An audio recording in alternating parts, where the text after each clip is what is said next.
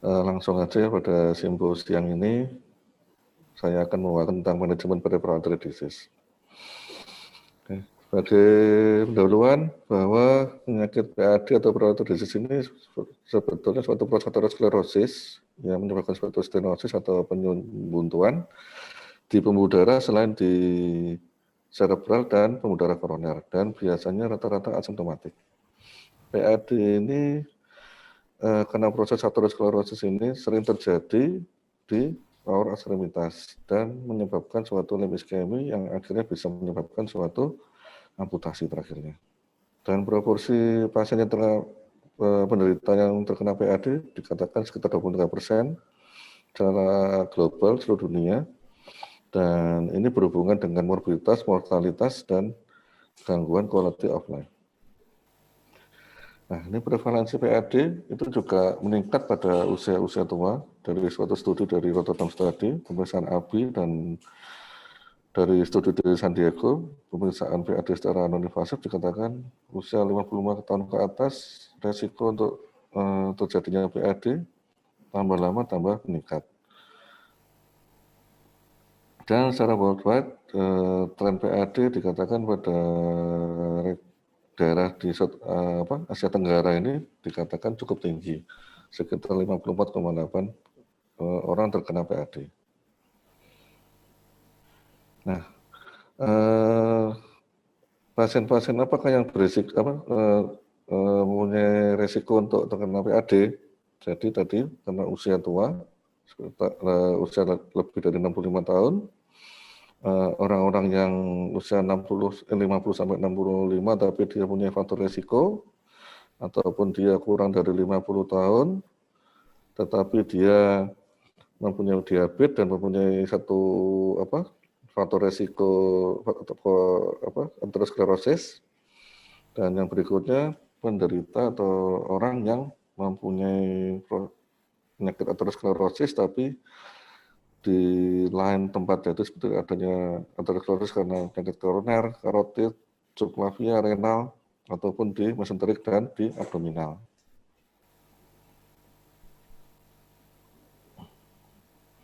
Nah, faktor risiko apa yang bisa menyebabkan suatu penyakit peripheral arteri, yaitu sebetulnya sama seperti pada penyakit kardiovaskular umumnya, yang dibagi menjadi non-modified dan modified secara lifestyle. Yang modified mulai dari penyakit karena aterosklerosis, mikroalbumin, hipertensi, diabetes, obesitas yang tidak bisa dimodified seperti inflamasi, hereditas, gender, age, usia maksudnya, ataupun adanya family history yang terkena kardiovaskuler. Serta lifestyle yang bisa kita modifikasi seperti kebiasaan merokok, alkohol, stres, kurangnya aktivitas sehari-hari, ataupun diet dan nutrisi yang salah.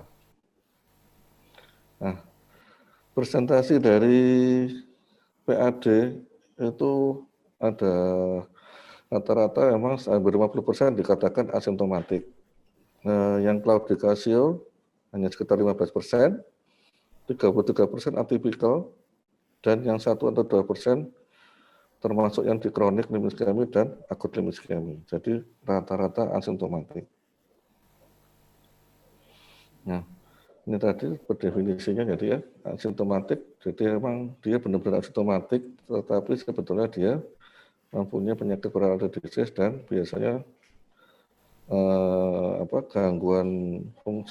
gangguannya masih tidak terlalu kelihatan. Yang klasik claudicacio berarti memang ini orang sudah punya keluhan di ekstremitasnya seperti fatigue, discomfort, cramping, dan biasanya dia bertambah nyeri apabila dipakai untuk exercise atau aktivitas dan berkurang dengan istirahat. Dan biasanya kalau diulang lagi, dia keluarnya juga akan sama seperti yang sebelumnya. Kalau yang atypical leg pain, ini keluhannya mirip, tapi dia biasanya kalau diulang belum tentu nyerinya dan gangguan limitasi jarak untuk aktivitasnya bisa berubah-ubah. Tidak seperti yang klasik tadi itu. Terus yang berikutnya, presentasi klinis tadi yang critical ischemia. Jadi kalau critical ini pasien-pasien PAD yang sudah ada proses aterosklerosis dan dikatakan ada keluhan rest pain, non-healing wound, ataupun ulcer sampai ada gangren lebih dari 2 minggu pada 1 atau 2 ekstremitas tadi.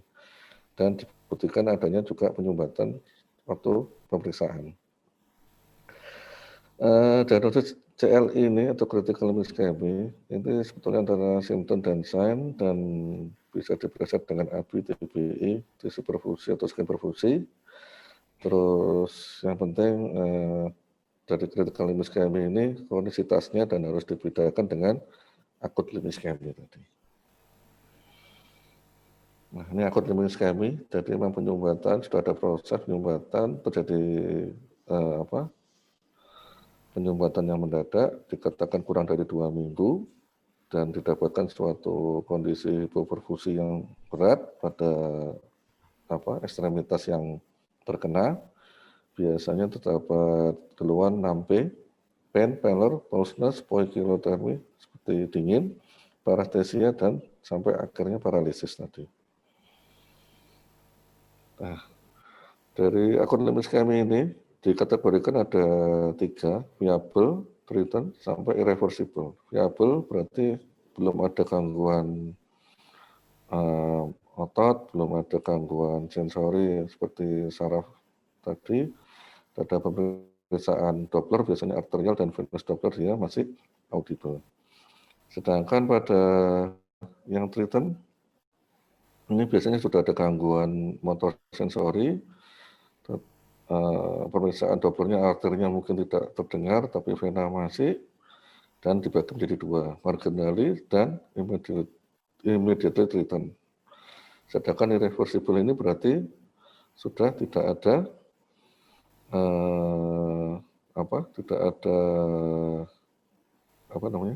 dari pemeriksaan arteri dan vena Doppler tidak ada suaranya, sudah terjadi kerusakan dari otot secara permanen, kerusakan saraf juga, dan biasanya sampai paralisis tidak bisa digerakkan sama sekali ekstremitasnya.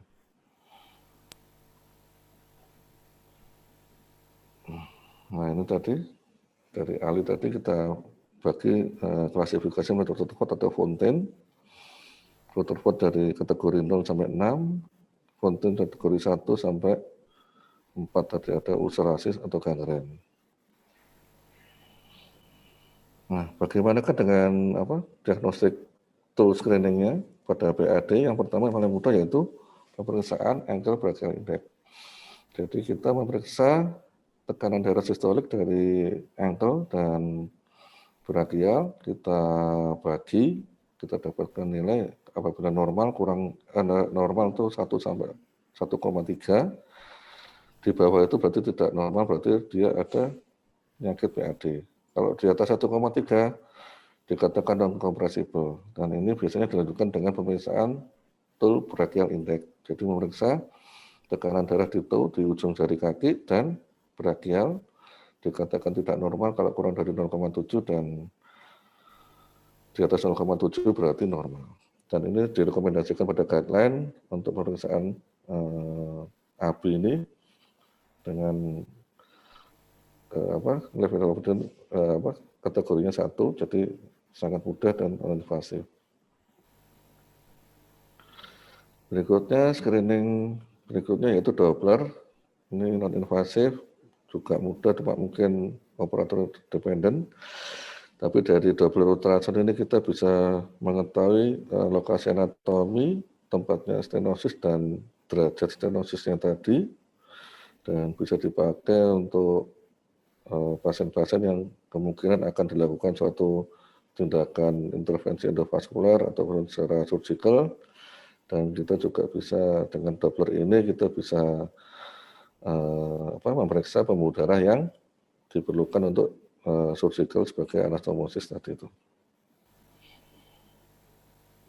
Nah, yang berikutnya ini CT scan pemeriksaannya menggunakan kontras, dan ini terutama pada pasien-pasien dengan critical ischemia disarankan. Kemudian ada MR angiografi, ini apabila pasien yang kontraindikasi karena alergi kontras bisa dilakukan angiografi. Hasilnya juga sama, kita bisa melihat juga stenosisnya tadi itu, pembuluh darahnya. Terus simak ini kontraindikasinya apabila pasien yang mempunyai pacemaker, ada ICD atau implan yang di dalam seperti cochlear implant dan gangguan ginjal tidak disarankan tadi. Nah, ini angiografi ini juga merupakan pemeriksaan yang gold standar pada PAD. Ini bisa melihat juga area stenosisnya dan bisa apabila diperlukan bisa dilanjutkan untuk suatu tindakan intervensi baik itu secara endo ataupun secara surgical. Masalahnya ini tindakan pemeriksaan ini termasuk pemeriksaan yang invasif. Nah, bagaimana algoritmanya pemeriksaan pasien-pasien yang kita curigai apabila mempunyai permasalahan disease? Jadi dari anamnesa tadi dalam fisik apabila memang ada gangguan pulsasi, adanya keluhan nyeri, tapi tanpa adanya respon non healing dan gangren, berarti kita langsung cek untuk AB-nya. Dari AB bisa kita lihat itu normal apa tidak normal. Kalau tidak normal, abnormal, kita lakukan optimal medical dan kita lihat apabila itu masih mengganggu aktivitas sehari-hari, baru kita lakukan untuk pemeriksaan selanjutnya anatomikalnya. Apakah benar hematopoietisnya berat dan apa mungkin untuk dilakukan tindakan revaskularisasi. Apabila non kompresibel tadi dilakukan pemeriksaan untuk brachial index. Kalau abnormal juga sama, kita lihat apakah dia mengganggu aktivitas sehari-hari setelah dilakukan medical therapy dan exercise. Apabila itu masih mengganggu, kita pastikan juga tadi area stenosisnya apabila memang berat, apakah perlu dilakukan suatu revaskularisasi. Sedangkan yang kalau normal, kita pastikan tadi itu dengan pemeriksaan exercise AB. Kalau exercise AB-nya jadi positif, ya kita pastikan dia untuk terapi farmako dan non farmako tadi, apabila masih mengganggu aktivitas sehari-harinya, kita lakukan juga pemeriksaan anatomikal untuk memastikan derajat stenosisnya tadi. Sedangkan untuk yang pasien dengan critical ischemia, jadi pasien-pasien dengan adanya rest pain, adanya non-healing wound, adanya gangren, kita cek AB-nya. Kalau AB-nya abnormal, bisa kita lakukan pemeriksaan tambahan seperti TBI dan tisu perfusi. Dan ini kalau memastikan dia pasti abnormal, lanjut ke pemeriksaan anatomikal. Mulai dari duplex sampai CT, ataupun invasif angiografi. Apabila untuk tindakan selanjutnya mungkin diperlukan revaskularisasi. Maaf, Dr. Budiarto, waktu tinggal 1 menit 25 detik. Oke. Ini yang akut tadi ya. Kalau akut jadi kita langsung pastikan tadi itu. Nah, untuk modifikasi faktor mulai dari rokok, kolesterol, blood pressure sama diabetes harus kita kontrol. Pemberian medical therapy seperti antiplatelet, silostasol ini juga berguna pada pasien-pasien dengan simptomatik PAD. Terus statin juga pasti, dual antiplatelet pada pasien-pasien dengan setelah tindakan revaskularisasi juga diperlukan. Exercise terapi ini juga membantu. Nah, ini tadi untuk revaskularisasi pada claudicacio disarankan, tapi pada yang aortoiliac sama. Untuk yang chronic limb ischemia atau critical ischemia itu diperlukan juga untuk meminimalisasi kerusakan dari jaringan. Budiarto, waktunya habis. Ya. Oke, konklusi. Ya, jadi silakan.